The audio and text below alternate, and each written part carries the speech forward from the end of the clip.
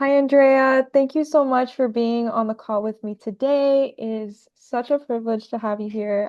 Like I mentioned to you earlier, I actually got to speak to you 5 years ago when I was first starting out as a marketing professional, and here we are 5 years later, and I get the pleasure of speaking with you again.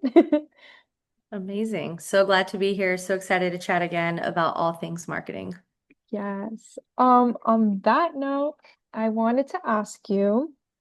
Um, if you could share a little bit about your experience um, in marketing and how you came to become a marketer.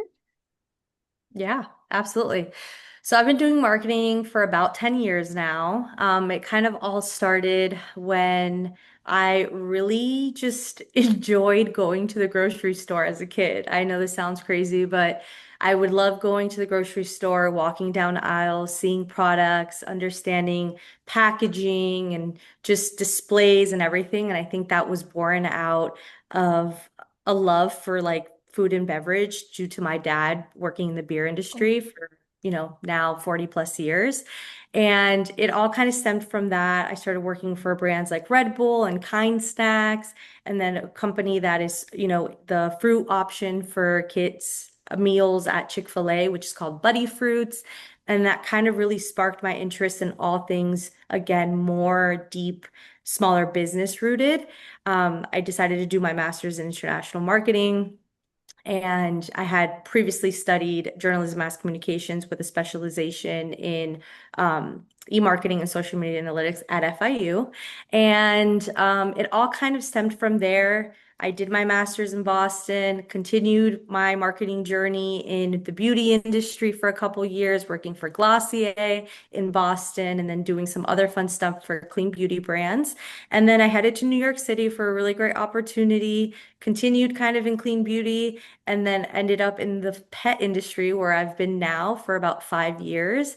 And yeah, just loving absolutely every single bit part of marketing, the entire mix, the entire orchestra, as I like to say, because I've done everything from social, email, brand, digital, um, R&D. I've really touched every single bit and piece of it. So it's been neat. wow. That's awesome. I wanted to ask too, because you mentioned that, you work for Kind, you work for Glossier, and then now you're at Springer Pets. And how has each one of those experiences shaped how you approach your marketing strategies today? Cool. Yeah. So I think the really neat part of it all is at the end of the day, the consumer has consistently more or less stayed the same, right? The person at the end of the product really purchasing it and driving all the metrics that we love to see as marketers.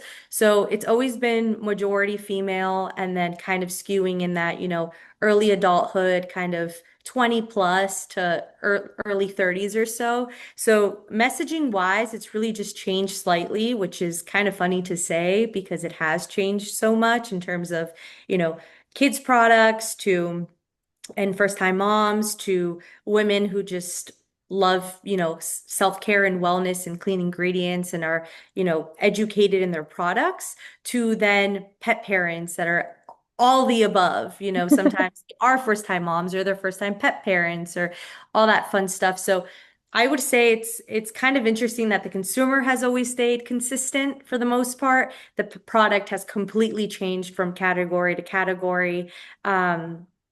But it's just been something that's been so easily transferable in terms of, learnings, skill sets, but yet so different and a whole new journey to kind of explore and be excited about, really. How would you describe the biggest changes you witnessed over the past decade as a marketer? Yeah, so the past decade has been my essentially entire career, so I can kind of attest to the start of where, coming out of college and kind of starting off, I would say even when I started at FIU, I did a traditional public relations route because marketing wasn't still as big as it was today per se. And like it was more under like the school of business kind of to the side versus like its own thing. So I did the traditional PR route, which is definitely not what I do today. It's probably 2% of my, you know, job description. I would say I really kind of I've seen just constant needing to change, keep up. There's a lot of pressure. If you want to be kind of, in the know as a brand, even from packaging to where the consumer kind of stands and what are their habits, what are their behaviors. All of that is just really being on top of every single aspect of marketing more than just, set and forget mentality. So everything's kind of changed in a way that it's very fast. You're always kind of keeping up with. And there's a lot of learning that comes along with that. There's a lot of, playing around with new tools or learning new things and unlearning others. But it's truly just all about adaptability at this point. And in the name of having time, you don't really have time to make these like big strategic decisions sometimes. You really need to be quick and informed and um, just willing to see, and test. So that's really where things have changed, I think, at such a rapid rate. You mentioned something about, traditional marketing and that. No, I always tell my friends, like, even 5 years ago, the way digital marketing has like evolutionized, like it's crazy. Like running ads is something, so important to know how it works and how to do it. But everybody is, for the most part, using digital marketing. How do you, in your position, particularly find that balance with traditional marketing and digital marketing? I mean, it wouldn't be a lie for me to say that truly digital marketing is what's leading everything in terms of the day to day. Again, you have your product, you have your service, you have your thing kind of defined. That's what kind of stays true. And then everything else is continuously being redefined in the back end, right? Yeah. The beauty of the digital marketing, like I said, is you're getting this instant feedback. Like you're pressing publish, you're pressing go, you're pressing set live, and you are being automatically on the back end of that receiving this enormous amount of valuable data to then use and create for decision making. You brought up ads, which is a really good example because, last month, we set some new ads live and we were like, wow, this is game changer. This is amazing. Like, these are awesome. Like, we knew from the beginning that they were going to be, you know, evergreen ads truly because they had a lot of potential. And quickly after, week one doing great, week two growing great, three, four, and then now you're hitting five, six, seven, and nothing's changed. But all of a sudden, they're not performing. So the beauty of that is just because it performed once doesn't mean it's going to continue performing and then it won't perform in the future, right? And there's so much unknown that we've also learned. The downside to that is there is so much unknown as to why things don't work or why the things did work that it's like becoming an investigator and constantly having to ask yourself, like, was it this? Was it that? Maybe it was this. Maybe it was that. What are these outside factors that we have no idea of, even though we've been looking on every single social platform as to what the mention could be, right? Yeah. So it's constantly going into this world of digital, which is like no man's land, but amazing. And then your traditional side, which is telling you, again, you're more like rules and regulated things. So it is a beautiful mix. And I like to, again, talk about marketing as an orchestra because it has so many moving pieces. And at the end of the day, everything has to work together to make this beautiful production come together. For sure. On that note, at Springer Pret, I know you've played like a huge role in defining what the brand personality is going to be, what the brand identity is going to be. What was your vision when you first stepped into the role as marketing director?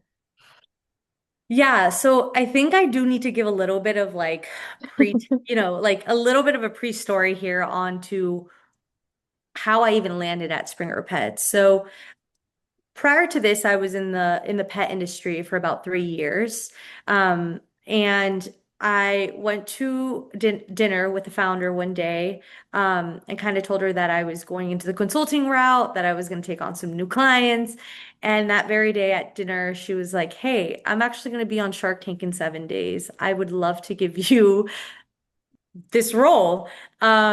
She's like, it's going to be more like consulting. I need you to get this brand that I just launched 6 months ago ready for a Shark Tank, traffic. Need you to get us ready for website, email, social. Like, Wow.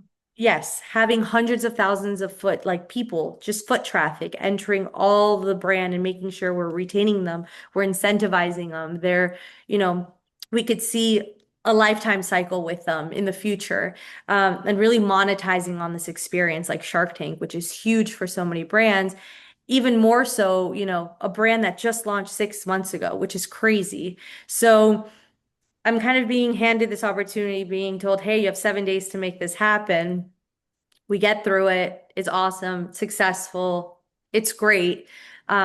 Stressful days, stressful nights for sure, but we're there. We've arrived. It's been great.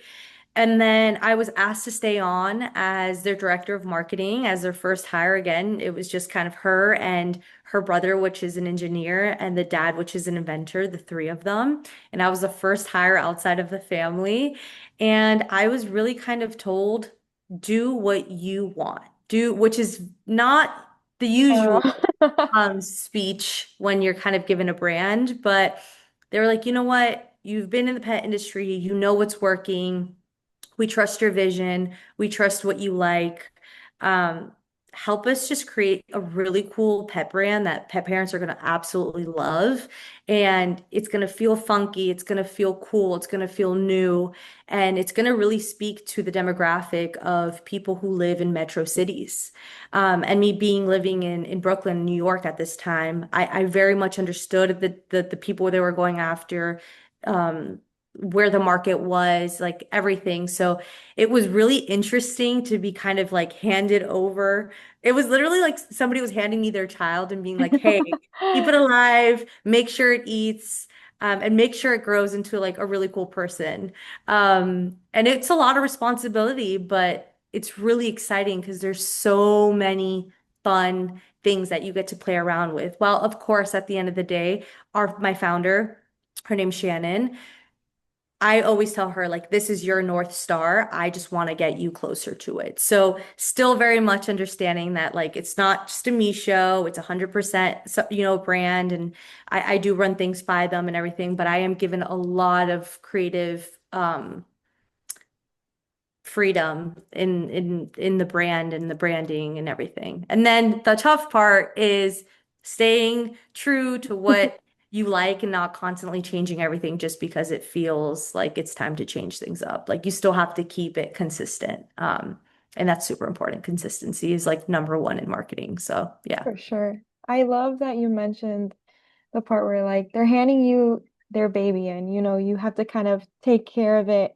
And that's for me personally, that's one of the things I love about marketing. It's such an act of service because it's Hmm. like you are taking somebody else's vision and you're not the full artist, but you are the artist in having and orchestrating all that, building that connection, building, from the branding, the color schemes, the logos, the fonts to the way the brand speaks. And it's somebody else's baby and they're trusting you with it. And that's for me personally what I love a lot about marketing is the benevolence that comes with doing that. Yes, the creative side, yes, the analytic side, but that act of service is yes.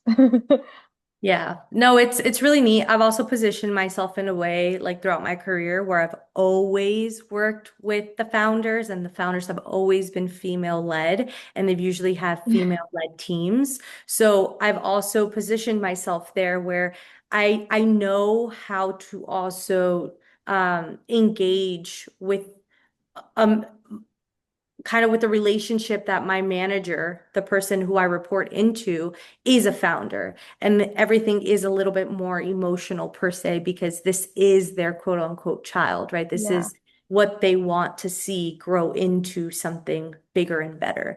And I'm that tool that's going to help them get there, right? That's yeah, why they hire somebody like me to come on to the team. So it's interesting. It's a beautiful mix of, like you said, creativity, art, emotion, act of service, passion, yeah. it's a lot.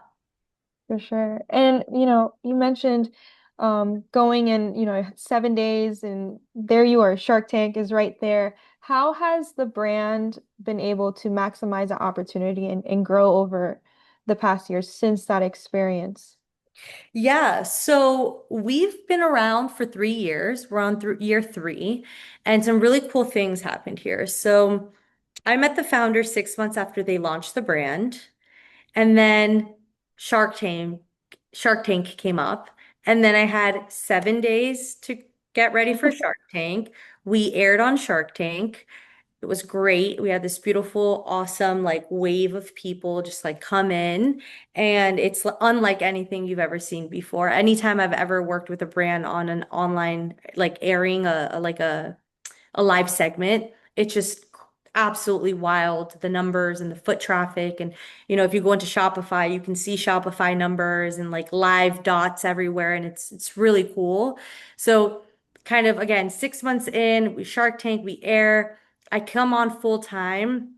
From when I come on full time to about a year then later, we get picked as Oprah's favorites thing, which is also huge, which is not as big as Shark Tank, but it is pretty similar in terms of, you're in the peak of gifting season, you're being recommended by Oprah, you're being put in publications like a lot of the Oprah Hearst publications.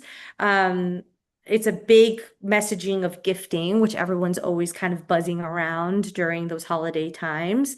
So, you're being given all these multiple touch points. Like Shark Tank felt more like a one-time, really huge, big hit. But the really cool thing too from that is you're constantly being re-aired throughout the year. Not always, and not all episodes, and they don't even notify you. You'll literally just like log in one day and you'll see like, oh wow, we did XYZ in sales last night. We probably re-aired on Shark Tank. And there you have it. It's usually the case. Yeah. For Oprah's favorite thing, it's, it happens once. There's about 2 to 3 months of like surrounding dates where again you're being hit in different publications and you're being kind of mentioned here and there. Um, but the power in both of those, Shark Tank and Oprah's Favorite Things, is being able to say that you were a featured or you were on it, right? Yeah. So the impact of those is how, again, on the marketing side, you're using both logos, you're using messaging, you're using paid ads, you're using it as social proof. You're kind of having the bragging rights of being like, hey, we did this, hey, we won this. And there's so much power in both of those names in terms of kind of product awards, I guess you could say, that we continuously use it into our product and messaging to continuously see more out of that. So it's a little bit of everything, really. But they're huge for brands and yeah, especially small businesses. Well, that congratulations to you guys and congratulations, to you as well, because that experience, I'm sure has been like amazing. Yeah, it's been really cool. Again, if you would have ever told me that was like on a bingo card of mine, I would have been like, sure. But it's really neat and it's really cool to see that there are things like this that help support small, bootstrapped, businesses. For sure, for sure. Another question I had was how do you guys manage to stay up to date with trends? Because trends are, we mentioned it before, but they're constantly changing so fast, and as marketers, we gotta be quick to make adjustments. How do you guys catch those trends quickly, and how do you still manage to maintain your branding? Because obviously, not every trend is for every brand. Absolutely. Absolutely. That's a really good question. So I think a perfect example of this, and it's like not even using our brand, but just to kind of put it into context here, is like if you think of modern day, like the Gen Z marketing on TikTok, or you think of like Nutter Butter, or you think of like these crazy, wild, like what is going on marketing kind of tactics that certain brands are like, and antiquated brands per se are having to deal with in like, not having to deal with, but are choosing to step into in modern day marketing is so neat because it just shows and proves that this could be for every brand. It's just you have to produce it and message it and kind of package it into a way that it really speaks to your demographic.